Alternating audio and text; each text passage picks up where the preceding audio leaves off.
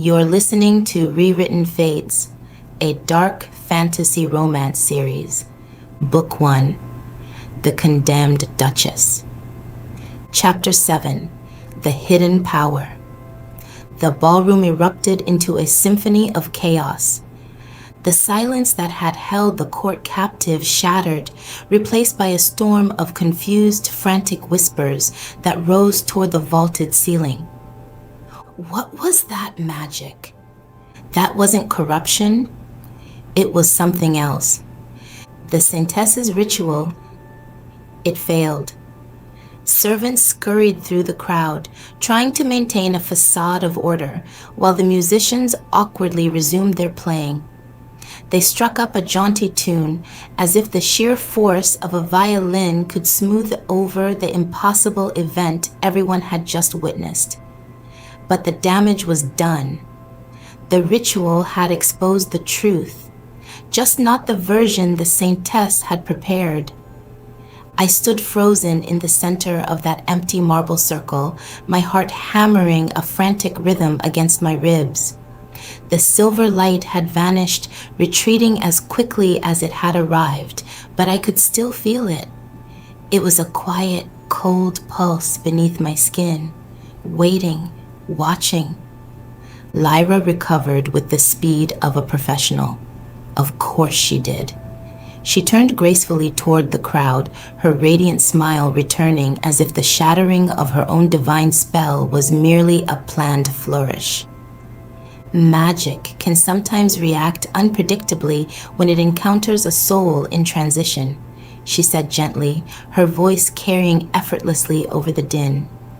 There is nothing to fear, my friends. The light always finds its way. The nobles relaxed, their desperation for comfort outweighing their logic. Faith was a powerful shield against the truth. But as the crowd settled, I noticed something crucial. Lyra did not look at me again, not once. She offered a brief, strained apology to the king and excused herself, walking out with perfect composure. But she walked quickly. For a saintess, she looked remarkably like a woman in retreat. Duchess! The voice behind me was quiet, controlled and laced with a dangerous new gravity. I turned. Alaric stood only a few steps away. The calm detachment he had worn like a mask all evening was gone. In its place was something far sharper, curiosity and a piercing military focus. Walk with me, he said.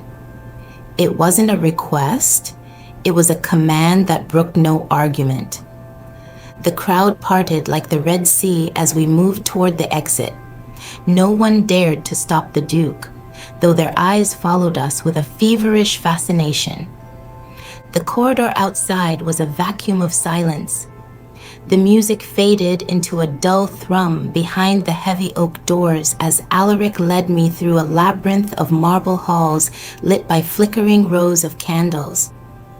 Eventually, we reached a private balcony that overlooked the royal gardens. Moonlight spilled across the stone floor in a pale silver wash. Only then did the Duke stop. He turned slowly, and for several long seconds, he simply stared at me. The silence stretched between us, heavy and uncomfortable, broken only by the distant splash of a fountain below. You're going to explain what happened during that ritual, he said finally. His voice was calm, but it carried the unmistakable weight of a man used to getting answers. I would, I replied, trying to keep my voice from trembling, if I understood it myself. That wasn't dark magic, Elara. I've seen the abyss. I know what it smells like. And that wasn't it. No, I agreed. I don't think it was. It wasn't divine magic either. He stepped closer, his shadow falling over me. You sound disappointed, Alaric. His gaze sharpened. You're not the woman the court believes you are. You're not the woman the reports described. I folded my arms, leaning back against the stone railing. That seems to be a popular observation tonight. Perhaps the court's reports are simply poorly written. You're too controlled, he said, ignoring my deflection. And you're far too careful. The moonlight caught the sharp, predatory lines of his face. Up close, Alaric was intimidating in a way that had nothing to do with his reputation or his sword. He noticed the things people tried to hide. You drank holy water without so much as a flinch, he continued, his voice dropping to a low vibration. You survived a rite designed to tear a soul apart, and you didn't panic when the magic began searching for your sins. I held his gaze, refusing to be the first to blink. Perhaps I'm simply braver than the old Elara. No. The answer was immediate. Bravery looks like a man charging a line. This looks like someone who is playing a game I don't yet understand. For a moment, neither of us spoke. The cool night air swirled around us, carrying the scent of night-blooming jasmine and damp earth.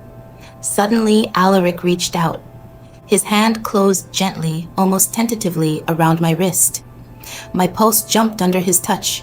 He turned my hand over, examining the skin of my forearm in the moonlight, searching for something. For what? I asked quietly. Marks, he muttered. Forbidden magic leaves traces, burns, scars, stains on the veins. It leaves a scent of sulfur. When he found nothing but pale, flawless skin, his fingers loosened, but he didn't let go. His gaze lifted slowly back to mine, his gold eyes searching my violet ones. Who are you? He asked. The question was soft, but it carried more weight than any accusation the king had thrown at me. How could I answer him? I was a ghost from another world, trapped in the skin of a villainess, wielding a power I didn't recognize. I'm your wife, I said, trying to inject a bit of the old Elara's flippancy into my tone. His expression didn't change. Temporarily, still, technically true for the next 47 hours. Alaric watched me for a long, unreadable moment. Then something happened that I hadn't expected. He laughed. It wasn't a loud sound, just a quiet, ragged breath of genuine amusement. You're not afraid of me, he observed. I'm terrified of many things tonight, Duke. But not me. I tilted my head, the silver hair sliding over my shoulder. Should I be? His grip tightened, just a fraction, pulling me an inch closer into his space. The distance between us felt suddenly electrically small. Yes, he whispered. For a heartbeat, the world seemed to narrow down to the warmth of his hand and the intensity of his stare.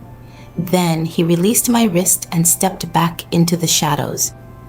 You have 48 hours to survive this palace, he said, his voice returning to its ironclad military tone.